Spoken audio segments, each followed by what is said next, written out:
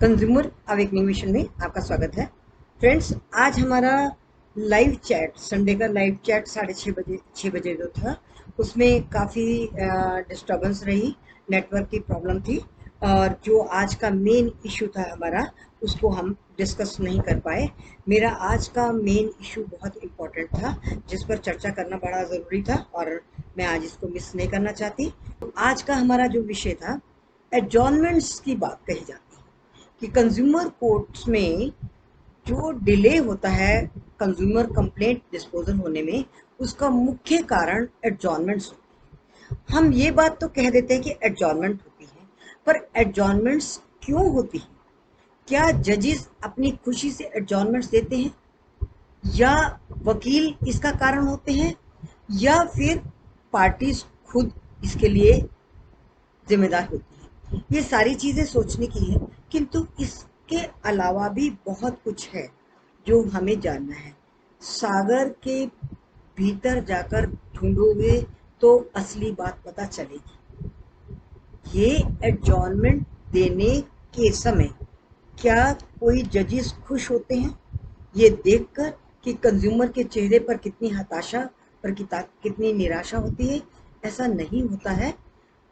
Adjournment दी नहीं जाती, adjournment देनी पड़ती है। इसके लिए बैकग्राउंड पे जाना ज़रूरी होगा, उसको समझना ज़रूरी होगा, गहरे पानी में बैठकर जानना पड़ेगा।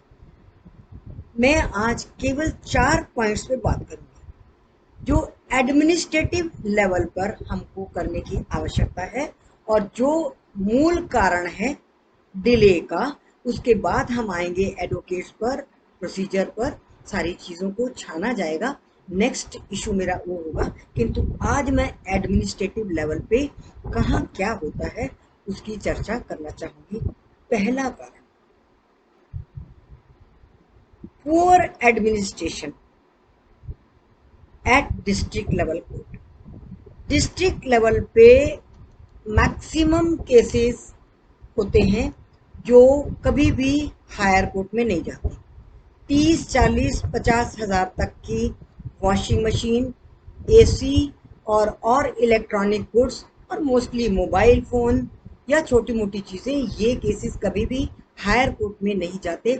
ये सारा का सारा रश इस छोटी अदालत में ही होता है और यहाँ पर एडमिनिस्ट्रेटिव इंचार्ज कंज्यूमर कोर्ट के, कंज्यूमर कमीशन के, डिस्ट्रिक्ट लेवल कमीशन के प्रेसिडेंट को दिया गया है। प्रेसिडेंट को through out his life administration का कोई एक्सपीरियंस नहीं होता। एक्सपीरियंस ही क्या नहीं होता, उनको आदत ही नहीं होती। उनको हर चीज टेबल पर मिलती है और यहाँ तक कि इसमें कुछ पीछे तो कुर्सी को ऑर्डरली लेकर खड़ा होता है, तब वो कुर्सी पे बैठते हैं। ये उनकी 40-40 साल की सर्विस का प्रैक्टिस होती है। उनसे आप एडमिनिस्ट्रेशन करने के लिए बोलेंगे तो एडमिनिस्ट्रेशन नहीं कर पाएंगे। पहली बात, कर नहीं पाएंगे, प्रैक्टिस नहीं है या एक्सपीरियंस नहीं है, और दूसरी बात, उनके पास समय भी नहीं है। जितने ओवरलोडेड हमारे कोर्ट्स हो गए हैं, उसमें जितनी पेंडेंसी है, अगर एक प्रेसिडेंट दिन में 4-5 डिक्टेशन न दे तो काम चल ही नहीं सकता है।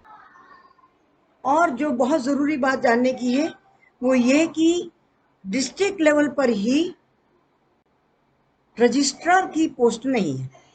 स्टेट लेवल पर और नेशनल कमीशन लेवल पर रजिस्ट्रार है जो सारे एडमिनिस्ट्रेटिव काम को देखता है, किंतु यहाँ पर प्रेसिडेंट को ये काम दे दिया गया है। कहने का अभिप्राय ये है कि जैसे स्टेट कमीशन और नेशनल कमीशन लेवल पर रजिस्ट्रार की पोस्ट है, यहाँ पर भी रजिस्ट्रार की पोस्ट होनी चाहिए। मैं उसका जस्टिफिकेशन दूंगी। जो रीडर है उसके पास कितना काम है? डे टू डे का काम ये है कि उसको डेली की फाइल्स, कल जो फाइल्स देखी जानी है, जब कल केस लगाने हैं, उसको शाम को 4 बजे तक उसको सारी फाइलों को सिलसिलेवार लगाकर, नंबर से लगाकर रखना है और तैयार करके रखना है।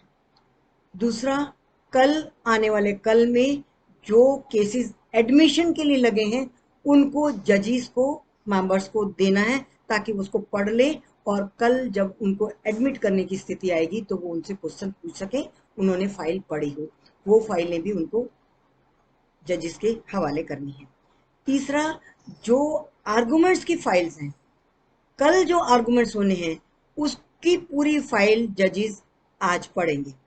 आज पढ़ेंगे इसलिए उनकी टेबल पर 4 बजे से पहले वो फाइलें पहुंचनी चाहिए, ताकि वो पढ़ लें या साथ ले जाएं या जो भी उनको करना हो वो करें। ये सारा काम रीडर का होता है।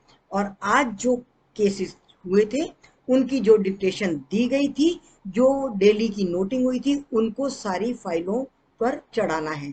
फाइल में तो वो कागज लगना ही है, वो टाइप होगा, कटिंग होगी और उस फाइल में लगेगी, क्योंकि वो फाइल अपने आप में कंप्लीट होनी चाहिए।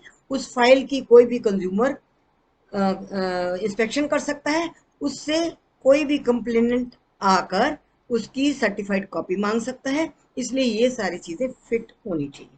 ये काम करने के बाद रीडर के पास कोई समय नहीं होता। ये काम करने के बाद और डिक्टेशन लेने के बाद, एक दिन में 4-5 डिक्टेशन अगर प्रेसिडेंट नहीं देता तो काम नहीं चल सकता। स्टेनोग्राफर केवल और केवल अपनी डिक्टेशंस पे भी ध्यान दे ले तो वो भी बहुत होता है, क्योंकि डिक्टेशन एक बार दी जाएगी, फिर उसको पढ़ा जाएगा, उसमें एडिटिंग होगी, उसमें हेर फेर होगा, उसको ठीक किया जाएगा। एक ऑर्डर 7 दिन में जाकर तैयार होता है। इतना काम डिस्ट्रिक्ट लेवल पे होता है और डिस्ट्रिक्ट लेवल से बाहर बहुत सारे केसेस स्टेट कमीशन तक जाते ही नहीं है।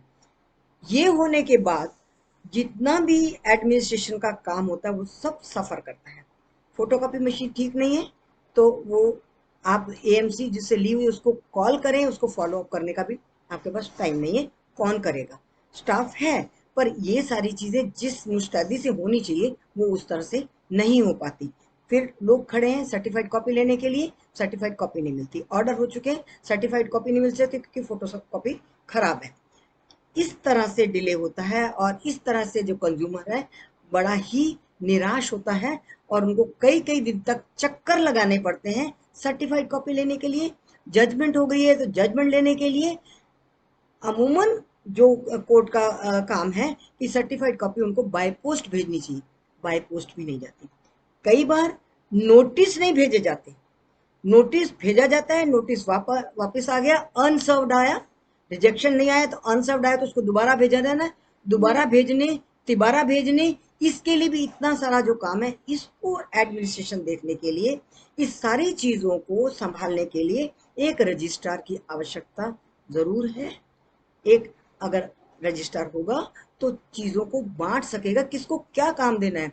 प्रेसिडेंट को नहीं मालूम है, उनको अपने स्टेनोग्राफर से या अपने रीडर से उतने से काम होता है, बाकी काम सफर करता है तो उतना समय नहीं है उसके पास ये सब देखने का। अगर रजिस्ट्रार होगा तो इन सारी चीजों को संभाल सकेगा, फाइलों को देख सकेगा, किसको क्या काम देना है वो कर सकेगा। तो मेरा कहने का अभिप्राय ये है कि एडमिनिस्ट्रेटिव लेवल पर ये जो पुअर एडमिनिस्ट्रेशन है उसका कारण ये है कि यहाँ पर भी स्टेट कमीशन और नेशनल कमीशन की तरह से रजिस्ट्रार का होना बहुत आवश्यक है। एक पॉइंट, ये मेरा पहला पॉइंट है। दूसरा पॉइंट, कुछ मैटर्स में लैब टेस्टिंग की आवश्यकता होती है, फॉरेंसिक रिपोर्ट मंगाने की आवश्यकता होती है। अब आप कहेंगे ऐसे कितने केसेस होंगे जिसमें ऐसा होगा? ये निरंतर प्रक्रिया है, ये केसेस तो आते ही रहते हैं। फूड में एडल्ट्रेशन है, फूड की प्रॉब्लम है, किसी सॉफ्ट ड्रिंक की प्रॉब्लम है, किसी तरह की भी प्रॉब्लम कोई आती है, या कोई डॉक्यूमेंट्स में ही किसी तरह की कारस्तानी की गई है या उसमें कुछ फैब्रिकेशन किया गया, इस तरह के जितने केसेस आएंगे, या फाइल चल रही है, फाइल डील हो रही है, उसी में कोई एक एप्लीकेशन लग जाती है कि ये साइन मेरे नहीं है, ये डॉक्यूमेंट मेरा नहीं है, ये फोर्ज किया गया है, उस सब के लिए भी फॉरेंसिक रिपोर्ट मंगवाने की आवश्यकता होती है, टेस्टिंग की आवश्यकता होती है। तो इस टेस्टिंग का क्या प्रोसीजर है? जब भी कोई व्यक्ति इस तरह की कोई शिकायत लेके आता है तो उस शिकायत के साथ उसको कहा जाता है कि पहले वो चीज देखी जाती है, कोर्ट देखता है, कोर्ट देखने के बाद कहता है ओके इसको पैक करिए, पैक करके सील करके स्टैंप लगाकर उस पर डेट लिखकर फिर उसको एक पर्टिकुलर लैब को टेस्टिंग के लिए भेजा जाता है। भेजा जाता है तो उसमें 45 डेज के तहत टाइम दिया जाता है, उसके लिए भी एक चिट्ठी बनती है। चिट्ठी बनने के बाद 45 डेज तक वापस आनी चाहिए, उसके लिए भी फॉलो अप करना होता है। ये फॉलो अप करने के लिए भी एक व्यक्ति लगातार ऐसे केसेस को देखेगा तभी काम चलेगा, अन्यथा नहीं चलेगा। क्योंकि जैसे मैंने आपको बताया, हर व्यक्ति कहाँ कहाँ काम कर रहा है और किस तरह से काम कर रहा है। अगर एक रजिस्ट्रार होगा तो वो इन चीज़ों को भी फॉलो अप करने के लिए नियत कर सकेगा कि कौन व्यक्ति क्या करेगा। मोस्टली डिस्ट्रिक्ट लेवल के कोर्ट्स में किसी को ये नहीं पता है कि कौन क्या काम करेगा। दो काम तो तय है, डिक्टेशन लेगा स्टेनोग्राफर और रीडर करेगा फाइलों की संभाल। इसके अलावा कौन क्या काम कर रहा है ये वो करेगा, ये करेगा। सर्टिफाइड कॉपी किसको देनी है, उसको देनी है। फोटोकॉपी मशीन उसके पास है, प्रिंटर उसके पास है, वो ये करेगा वो करेगा करके हमेशा से हर आदमी दूसरे के काम पर टालता है। कोई एक हेड को जो इन चीज़ों को संभाले और इन चीज़ों को फॉलो अप करवाए, इसकी बहुत ज़रूरत है। थोड़े से केसेस नहीं होते कि कभी कभी आता है, ऐसा नहीं है। क्योंकि फाइल्स चल रही हैं, उन फाइल्स के बीच में भी ऐसी स्थिति आ जाती है कि इसको टेस्ट कराना है, इसको चेक कराना है, ये राइटिंग उसकी नहीं है, ये गलत है, ये सही है। या लोकल कमिश्नर ही अपॉइंट करना पड़ता है, उसकी रिपोर्ट मंगानी पड़ती है। लोकल कमिश्नर को भेजा कि आप ये रिपोर्ट लेके आइए, वो बना कर रिपोर्ट लेके आएगा। उसको भी नथी तो करना है फाइलों में लगवाना तो है। एक आदमी का काम नहीं है ये, तो इसके लिए भी ज़रूरत है। अब तीसरा पॉइंट मेरा बहुत महत्वपूर्ण है, कोई इसको तवज्जो दे या ना दे, इसको महत्व दे या ना दे, किंतु मैं इसको समझती हूँ सबसे इम्पोर्टेंट काम है एक्सपर्ट ओपिनियन मंगाना। फिर आप कहेंगे कि कितने केसेस होते हैं, आप देख लीजिए कोर्ट्स में जाके मेडिकल नेग्लिजेंस के कितने केसेस हैं, व्हीकल के प्रॉब्लम्स के कितने केसेस हैं, व्हीकल में जितने डिफेक्ट्स हैं उसको दूर करने के कितने केसेस हैं, डीलर के अगेंस्ट, सर्विस सेंटर के अगेंस्ट कितने हैं, मोबाइल्स के कितने कितने केसेस हैं। असंख्य केसेस भरे पड़े हैं उसमें, जिनमें एक्सपर्ट ओपिनियन की आवश्यकता होती है। वो होती है आपकी मेडिकल नेग्लिजेंस केसेस में, व्हीकल के केसेस में, बिल्डिंग के केसेस में भी, कि बिल्डिंग में ये डिफेक्ट है, तो उसके लिए भी बिल्डिंग का एक्सपर्ट जो होगा उसको लोकल कमिश्नर अपॉइंट करना पड़ता है। ये सारी चीज़ें फॉलो अप करने की है। मैं फॉलो अप करने की बात तो क्या करूं, मुझे ये बताना है कि एक्सपर्ट ओपिनियन मंगवाना भी अपने आप में एक कला है। क्या हो रहा है मेडिकल नेग्लिजेंस केसेस में, जज साहब ने लिख दिया कि इसकी एक्सपर्ट ओपिनियन मंगवा लीजिए, ठीक है, एक्सपर्ट ओपिनियन के लिए भेज दीजिए। चलिए, जैसा आपने लिख दिया कि राम मनोहर लोहिया हॉस्पिटल में भेज दीजिए या एम्स में भेज दीजिए, ये तो तय हो गया। किंतु भेजना किसको है, भेजना फिर उसी रीडर को है। वो क्या करेगा, कितना काम है, वो जो कंप्लेंट आई, वो जो मटेरियल आया सारा, इसका ट्रीटमेंट रिकॉर्ड है वो, और जो WS आया, रिटन स्टेटमेंट आ गई बाय द वे, तो सारा का सारा इकट्ठा करके किसी भी हॉस्पिटल में भेज दें। उस हॉस्पिटल में गए, हॉस्पिटल ने में डॉक्टर्स ने देखा कि ये आया है एक्सपर्ट ओपिनियन के लिए, ये क्या है, ये तो कंप्लेंट है, हम कंप्लेंट का क्या करें, ये WS है रिटर्न स्टेटमेंट, इसका हम क्या करें, ये ट्रीटमेंट रिकॉर्ड है, इसका हम क्या करें। हमेशा महीने 2 महीने तक ये फाइल वहीं पड़ी रहती है। फिर किसी को याद आता है, फिर बारी आती है उसकी कोर्ट में, जब उस केस की, वो केस में जब कंप्लेनेंट सामने खड़ा होता है, एक्सपर्ट ओपिनियन नहीं आई, तो जज साहब बोलते हैं एक्सपर्ट ओपिनियन नहीं आई, क्या किया, भेजी थी जी, भेजी थी, चलो उसको पूछो, वहां से हॉस्पिटल से पूछो क्यों नहीं आई। हॉस्पिटल से पूछा जाता है, हॉस्पिटल से क्या जवाब आता है। इन सब का हमने क्या करना है, इतना सारा मटेरियल हमको भेज दिया, हमें स्पेसिफिक क्वेश्चन पूछिए, स्पेसिफिक चीजें दीजिए, हम तब करेंगे। फिर वो वापस आता है, स्पेसिफिक क्वेश्चन क्या पूछने, स्पेसिफिक चीजें क्या पूछनी, तब ये डिसाइड होगा। कौन डिसाइड करेगा, कौन सोचेगा, जज साहब से पूछेंगे, जज साहब को टाइम नहीं, रीडर जाएगा बार बार, बात हो नहीं पाती, और फिर अगली डेट भी आ जाती है। होना क्या चाहिए, यहाँ पर एक एक्सपर्ट व्यक्ति होना चाहिए, जो एक्सपर्ट ओपिनियन कैसे लेनी है उसके लिए ट्रेंड हो। क्या करना है आपको, आपको जो टेस्ट रिपोर्ट्स हैं, जो एक्सरे रिपोर्ट्स हैं, वो सारी एक तरफ लगाकर ये लिखना है कि ये टेस्ट रिपोर्ट्स थी, ये एक्सरे रिपोर्ट्स थी। अब आप इनको देखकर बताइए कि ये डायग्नोज क्या था और इसका ट्रीटमेंट क्या होना चाहिए। ये दो क्वेश्चंस जब डॉक्टर के पास पहुंचेंगे, वो अपनी एक कमेटी बनाएंगे, पर्टिकुलर डिजीज के लिए कमेटी बनेगी, उन एक्सपर्ट्स की कमेटी बनेगी, कमेटी जांचेगी, भाई ये टेस्ट थे, इससे डायग्नोसिस ये बनता है और इसका ट्रीटमेंट ये होना चाहिए। कभी कभी तो ट्रीटमेंट रिकॉर्ड साथ लगाते हैं, तो डॉक्टर से बता देते कि ये ट्रीटमेंट सही था या नहीं था।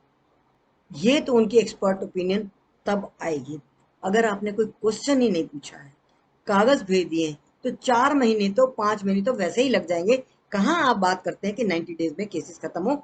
इसी तरह से व्हीकल की है, व्हीकल में डिफेक्ट है, किसी का व्हीकल कई महीनों से वर्कशॉप में पड़ा है, ना ठीक हो रहा है ना वापस आ रहा है, कंप्लेनेंट उठाकर राजी नहीं है कि वो उनका ठीक ही नहीं कर पा रहे, जब आता है तो बार बार खराब हो तो मैं तो उठाऊंगा नहीं। अब यहाँ पर क्या करने हैं, यहाँ पर कोर्ट बोलता है कि एक्सपर्ट ओपिनियन मंगाओ। एक्सपर्ट ओपिनियन कैसे मंगाई जाएगी? जो भी मेक है व्हीकल का, उसकी ऑथराइज्ड जो एजेंसी होगी या डीलर होगा, किसी भी ऑथराइज्ड डीलर को कहेगा कोर्ट कि आप अपने एक्सपर्ट इंजीनियर से इसकी जांच करवा दीजिए। कंप्लेनेंट भी जाएगा, कंप्लेनेंट की प्रेजेंस में और अपोजिट की पार्टी की प्रेजेंस में व्हीकल की जांच होगी, इंजीनियर जांच करेगा और वो रिपोर्ट बनाएगा, रिपोर्ट बना के सबमिट करेगा कोर्ट को कि इसमें क्या डिफेक्ट है, क्या रिपेयरेबल है या नहीं। ये बार बार रिपेयर होने पर अब रिपेयर नहीं कर सकते, ये बियॉन्ड रिपेयर हो गया, इसको रिफंड करना चाहिए या बदलना चाहिए या इसको रिपेयर करवाना चाहिए, ये उसकी रिपोर्ट आएगी। पर इस रिपोर्ट को देने के लिए क्या करना होगा? एक चिट्ठी लिखनी होगी ऑथराइज एजेंसी को। उसके उनको कहा जाएगा कि आप इंजीनियर अपॉइंट करिए, वो इंजीनियर अपॉइंट करके देंगे। फिर आप एक दिन तय करेंगे, उस दिन कंप्लेनेंट भी जाएगा, अपोजिट पार्टी भी जाएगा उसी ऑथराइज्ड एजेंसी के सामने, डीलर के पास, उन्हीं के सामने वो चेक किया जाएगा। ये सब करने के लिए भी तो एक व्यक्ति चाहिए जो उसको फॉलो अप करेगा। इसीलिए ये चीजें डिले होती हैं। जब डिले हो गई, अगली बार जब डेट आई, कुछ हुआ नहीं, तो जज क्या करेंगे? जज डेट ही तो देंगे, फिर कहेंगे एडजॉर्नमेंट मत दीजिए। अगर एडजॉर्नमेंट नहीं दे तो क्या केस को डिसमिस कर दे? यहां पर भी इस इंफ्रास्ट्रक्चर को थोड़ा सा देखने की आवश्यकता है। अगला पॉइंट मेरा है कि सारे कोर्ट्स में पूरे इंडिया में कहीं भी यूनिफॉर्मिटी नहीं है कि एक यूनिफॉर्म सिस्टम चलाया जाए। कुछ साल बीच में ऐसा हुआ था, मैं दिल्ली की बात करती हूँ, एक सारे फोरम्स में एक सिस्टम बना दिया गया था कि 7 दिन में 7 तरह के अलग अलग केसेस लगेंगे।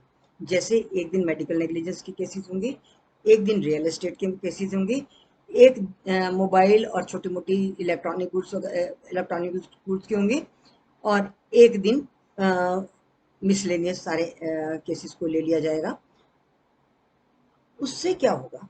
उससे वो 5 दिन जब बटे हुए हैं तो कोर्ट ये तय कर दे और ये कह दे पहली ही डेट में कि जो भी आपका नोडल ऑफिसर है, अपोजिट पार्टी का जो नोडल ऑफिसर है, जो डिसाइड कर सकता है, जो चेक कर सकता है, जब आपके पास एक कंप्लेंट चली गई है तो कंप्लेंट में क्या शिकायत है ये आपको पता चल गई है, तो आप अपने घर पे ये तो देख लीजिए कि शिकायत को क्या कर सकते हो। रिपेयर कर सकते हो, पैसा वापस कर सकते हो, या रिफंड कर सकते हो, या फिर आप उसको चीज को बदल के दे सकते हो। इतना तो आप डिसाइड करके आ सकते हो। तो ये इंस्ट्रक्शंस दी गई थी, एक समय आया था जब कोर्ट से ये इंस्ट्रक्शंस दी गई थी कि आप अपने नोडल ऑफिसर को भेजिए at the time of return statement, first date पे नोडल ऑफिसर को भेजिए। और सारे नोडल ऑफिसर्स आके खड़े होते थे, कोई ऐसी मुश्किल वाली बात नहीं है। नोडल ऑफिसर जब आता है तो पहली डेट में जज साहब उनको बोलते हैं कि देखिए ये प्रॉब्लम है, छोटी सी बात है, मोबाइल सेट की छोटी सी बात है, एसी खराब है या आपकी वॉशिंग मशीन खराब है या कोई चीज परफॉर्म नहीं कर रही, और इवन आपके ये पैकिंग एंड मूवर्स के केसेस भी, किसी भी तरह के छोटे मोटे केसेस जो हैं, जो लाख 1.5 लाख तक के भी हैं, उनके लिए नोडल ऑफिसर इंश्योरेंस के मैटर्स में, बहुत सारे इंश्योरेंस के मैटर्स में कहा गया था कि इंश्योरेंस कंपनी को ये देखिए आपने रिजेक्ट किए, इसमें या तो रीजन बता दीजिए, कुछ हो सकता है तो कर दीजिए। तो नोडल ऑफिसर को पहले दिन अगर कहते हैं, नोडल ऑफिसर को बाहर जाके फोन करने के लिए बोलते हैं कि आप अपने ऑफिस में फोन करिए, क्या कर सकते हैं? नेक्स्ट टाइम 50% से ज्यादा मोबाइल के केसेस खत्म हो जाते हैं, 50% से ज्यादा वॉशिंग मशीन के और एसी के केसेस खत्म होने पे आ जाते हैं जब दोनों पार्टीज कहते हैं ठीक है रिपेयर करवा दीजिए या रिफंड करवा दीजिए। जहां कंपनी रिफंड करवाने पे तैयार हो जाती है वहां पर मैटर वहीं पर खत्म, 50% केसेस खत्म हो सकते हैं अगर ये सिस्टम बना दिया जाए कि हर दिन अलग अलग विषय पर केसेस उठाए जाएं, रखे जाएं, उनको अलग अलग केसेस को अलग अलग सब्जेक्ट्स पे, अलग अलग रियल एस्टेट के मैटर्स हैं, इंश्योरेंस के मैटर्स हैं, बैंकिंग के मैटर्स, बैंकिंग के ऑफिसर आके बैठ जाते हैं, सारे के सारे केसेस में टिक करके लेके आते हैं, ये हमने सॉर्ट आउट कर दिया, ये सॉर्ट आउट करते हो सकते हैं, बट ये सिस्टम ज़्यादा देर तक चला नहीं।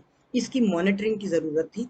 इसकी मॉनिटरिंग यदि हो जाए तो आज भी ये केसेस अच्छे चल सकते हैं। इनको 50% केसेस तक यहीं ख़त्म किया जा सकता है। यस, मेडिएशन सेंटर की स्थापना हो रही है, बहुत अच्छी बात है। यहाँ भी मैं कहूँगी मेडिएशन सेंटर्स डिस्ट्रिक्ट लेवल पे ज़्यादा आवश्यकता है, नेशनल लेवल की बजाय डिस्ट्रिक्ट लेवल पे ज़्यादा ज़रूरत है, क्योंकि छोटे छोटे केसेस तो यहीं पर निपटने हैं। मेडिएशन सेंटर काम करेगा ठीक है, बट कोर्ट के अंदर भी 50% केसेस ऐसे ही डिस्पोज ऑफ हो सकते हैं। यही चीज़ें एडजॉर्नमेंट पे असर करती हैं। इन्हीं बातों के लिए एडजॉर्नमेंट्स होती है। जब रिपोर्ट टाइम पे नहीं आती, फॉलो अप नहीं हो पाता, एडमिनिस्ट्रेशन पुअर होता है, सब एक दूसरे पर अपना जिम्मेदारी छोड़ते हैं, ये तुम्हारी जिम्मेदारी थी, ये मेरी जिम्मेदारी नहीं थी, ये उसकी जिम्मेदारी थी, 2-3 लोगों की जिम्मेदारी तय होती, बाकी किसी की जिम्मेदारी तय नहीं होती। ये भी टेस्टिंग लैब के लिए फॉलोअप नहीं होता है, इस वजह से भी होता है।